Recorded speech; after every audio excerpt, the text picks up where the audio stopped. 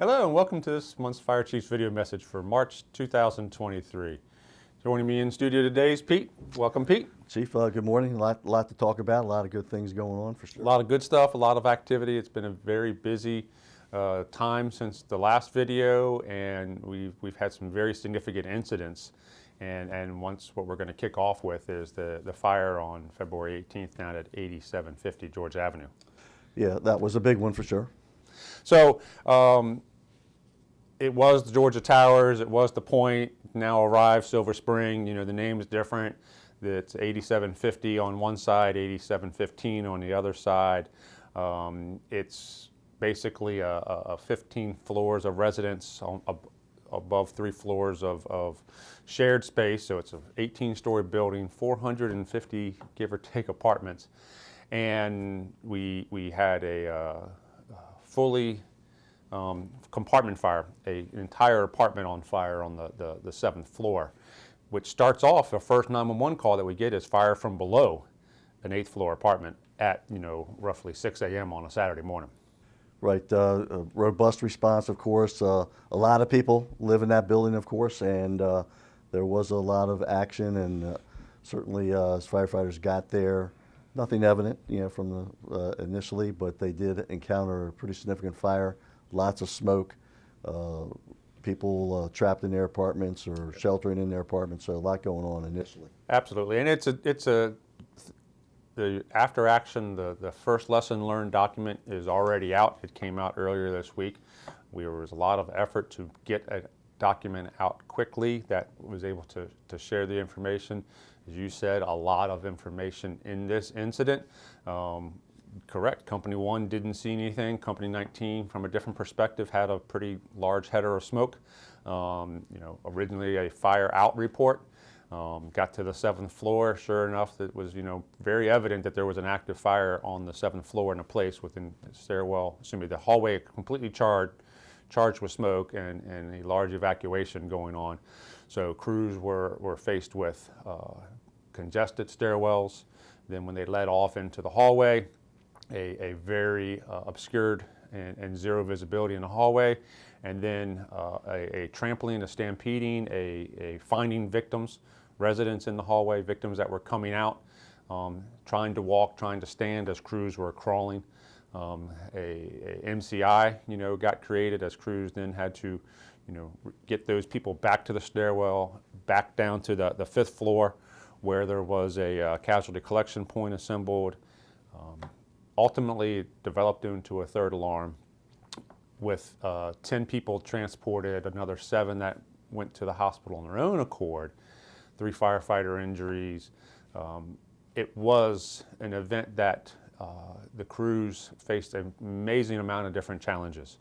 Great work by apparatus operators and positioning on the outside, great work and diligence and perseverance by companies on the inside to adjust to new role, going from rapid intervention to mass casualty and medical care to 2 cardiac arrests in the building that were cared for and transported. A lot of work, and ultimately over the day transitioned into a evacuation / displacement event, as we had a little over 200 apartments which were impacted by both the smoke and or water damage, and crews were there almost until dinner time on that Saturday. Well, and to go back a little bit, what left an impression with me anyway was initially all the different activity. You mentioned the victims, but they had a lot of people that needed some EMS intervention, some significant EMS intervention. You said the mass casualty, of course, and then coupled with the fact that we were receiving numerous calls of people sheltering in place or securing themselves in place in a safe area. They stayed on the phone with the dispatchers or call takers, so a lot of information. And then you mentioned the evacuation as we, for the most part, were arriving, people were evacuating. So a lot of chaos that had to be managed right initially in the first couple minutes. And a great job done by everybody there, the company officers as well as the command officers, as well as, as you said, the folks at ECC who who were able to assist from afar. And a lot of lessons to be learned. There was an event in this building in 1979 that had a lot of similarities. Some of the challenges from '79 are challenges we faced in 2023. The balcony door in that apartment appears to have been open. Then the hallway door appears to have been open and blocked open while they initiated a fire suppression activity using extinguishers, delaying the 911 alarm. Then the residents nearby got alerted to the fire and then evacuated. And then one of the stairwells adjacent to apartment 20 was also held open or became open, and the stairwells became additionally compromised. So amazing amount of challenges, good work done by all, several maydays, at least 3 maydays that were called. Great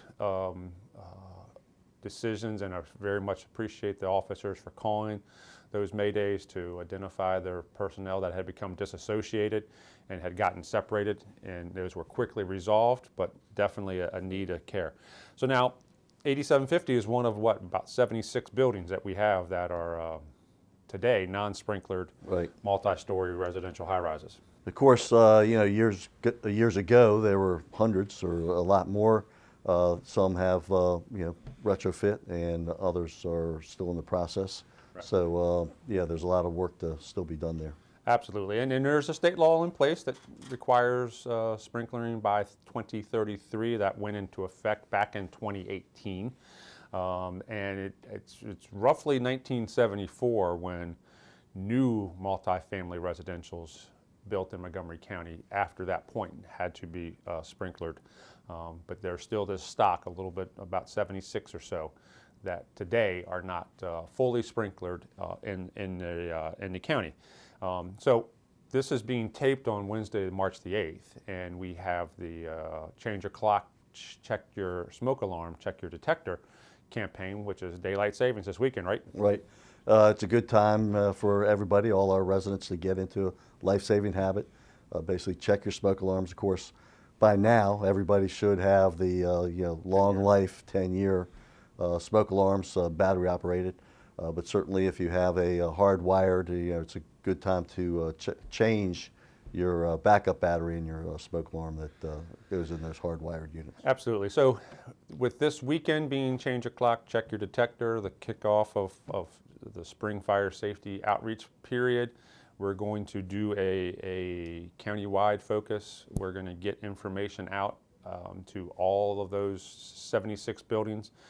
All of the folks on Friday, Saturday, and Sunday will be out for a period of the day at their big box stores or community events, making sure everybody has that check their detector information with them, and the ability for us to be out there, offer home safety checks, get people rethinking about their home safety plan, having doors that close, keeping those doors closed at night as we close before you doze, and getting that. So kick off this weekend. Really appreciate the folks in Beth Ann's office and the risk reduction team for getting those resources together and getting them pushed out, and everybody who over the weekend and in the days to come will be out there as we kick off this outreach campaign.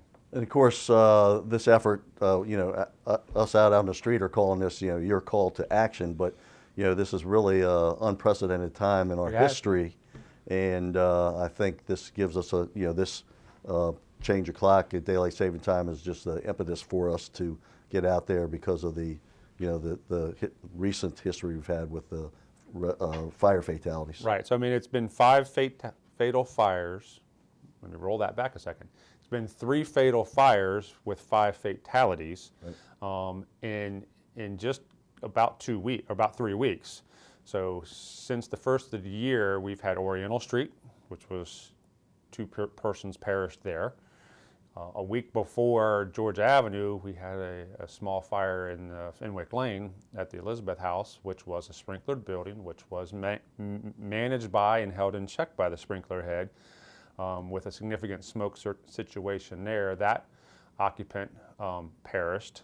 And then 8750, where we then had had the event that we talked about, and in between that, it was a pretty small fire, but we had a fire up in Gaithersburg, or the air park in 17's area off of Tigart, in which we had another fire fatality with very limited to no damage in the structure.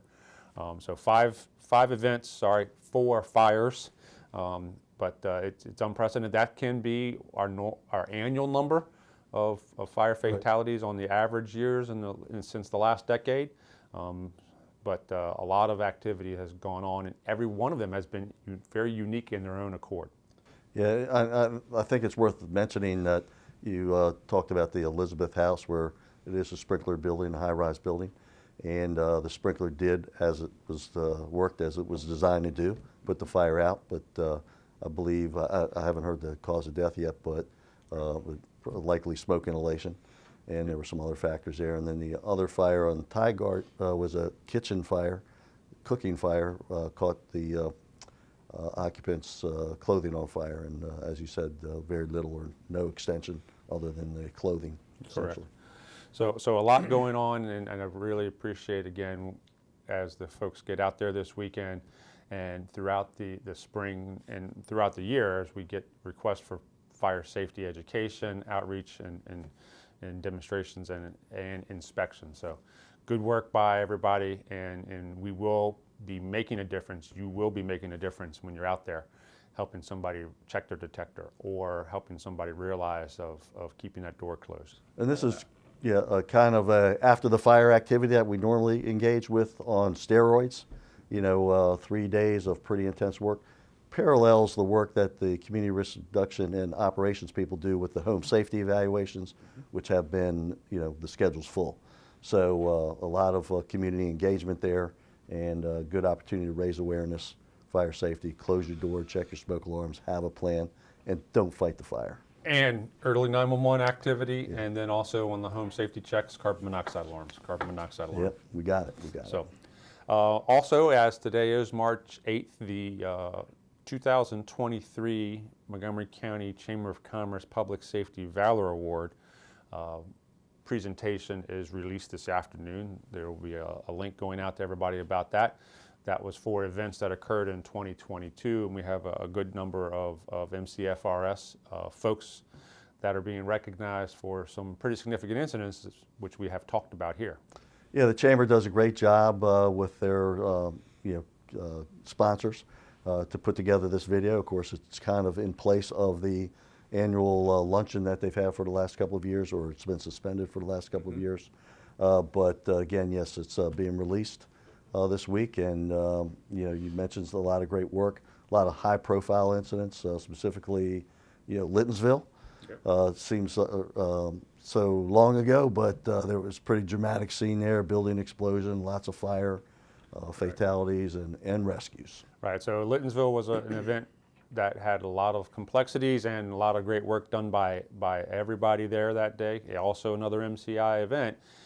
Engine 754 and Tower 19 are recipients of chamber recognition for their advanced entry into the building early on to provide a search, to provide the occupant that we did rescue, as an example, out of the third-story window, that opportunity to escape. So great work to folks from 54 and 19.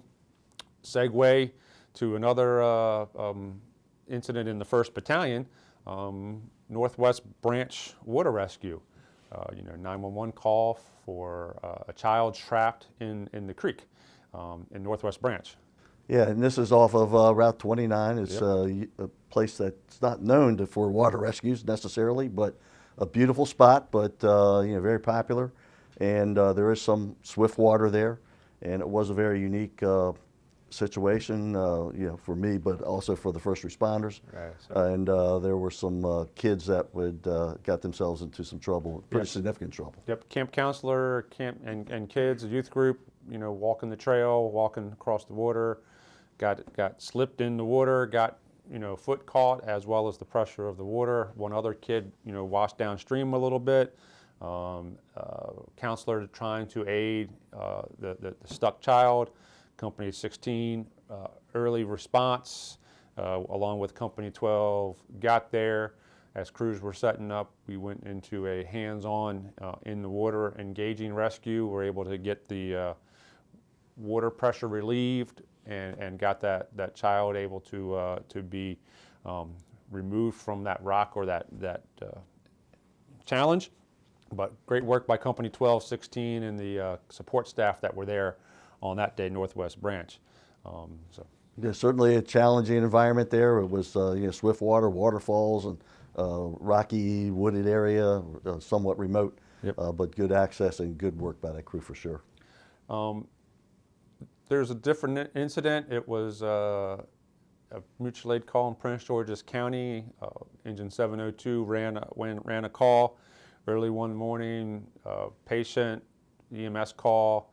Patient awoke or became more alert, reached for and grabbed a gun, and very quick and very swift action by Master Firefighter Damon Gratton for intervening there, getting into a position in which the gun was permitted, or excuse me, intervening there and getting in a position where he made it much difficult or prevented the gun from being able to be discharged and rapidly got that weapon away from the patient and then made safe and got the rest of the crew. So great work by Damon for that day, and another different type of challenge that we can see and do see, and the guys and gals see every day on the street. Right, and that was, of course, in Tacoma Park, Prince George County area. Yep. Of Tacoma Park. And then a couple others that were out there is we had Chief Sutton, Laytonsville's chief, early arriving on a house fire in Damascus North, or North Damascus, Barnes Road. 911 reports of people still in the house, people outside saying there's somebody still in the house. House is significantly fire conditions. Chief Sutton gets there, gets gear on, and right as Chief Cooper arrives, goes through the front door and can hear the person inside. But he went in, quickly grabbed her and got her out. So all that before Company 13 or any additional fire resources arrived, except for himself and Chief Cooper. Great work by Buddy. And then the last event that's getting recognized for the 2022 year is the Gaithersburg airplane parking job in the power lines. Yeah, that certainly was a different type of incident and very challenging, long duration, but very positive outcome when it was all said and done, but very high visibility media-wise and Yep. in the community, big impact on the community, in fact. But huge effort by multi-agencies and great work, but very positive outcome. Yep. So again, I really appreciate the chamber and their focus on recognizing the great work done by the public safety men and women of the county. And that event is out there. You'll see an email link coming out. That video is available on the chamber site and the chamber's channel. That each and everybody can go back and take a look at that for after this video comes out. So great work by everybody there, and great appreciation to the chamber. Yep. As we do kick off the March per se, we're not immune to any snow, but we've had a winter so far without snow, but that also means we can get snow here in March, right? Yeah, I just had an opportunity to be in Detroit for a couple days, and we had some inclement weather there, and it just gave me a reminder. It's still winter, almost spring, I guess, is on the way, but March is historically been one of those months where one day is this and the next day is that. So yes, and we've had our share of windy weather and cold temperatures, and that winter is not over yet. Absolutely. So as the spring is here, the weather may be getting better. The daylight savings times is going to kick in. So ask everybody to shake off the cobwebs, get back outside, enjoy the weather, get out for area familiarization, building familiarization, driver's training, as well as skills and evolutions. Great time of year to enjoy the weather before it gets too hot. Yep, and always take advantage to deliver that message, fire safety. We want our community to be well and prevent the 911 call. Absolutely. So as we wrap up the March video, wanted to again thank everybody for the great work on Georgia Avenue, everybody on their great work every day for that roughly 350 calls a day, and then ask everybody to do that each and every time you're out on a call in a residence. Appropriate timing, check that smoke detector, make sure that they're present and working, and provide community education and outreach every chance we get. Take care, be safe.